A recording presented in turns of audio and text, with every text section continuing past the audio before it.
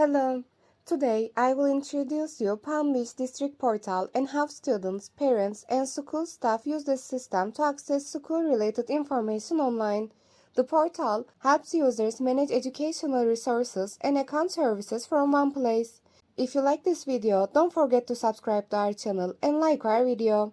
Users access the Palm Beach District Portal to review school information, class details, and account-related services through an online dashboard. Many students and parents also use the portal to check schedules, announcements, and learning resources during the school year.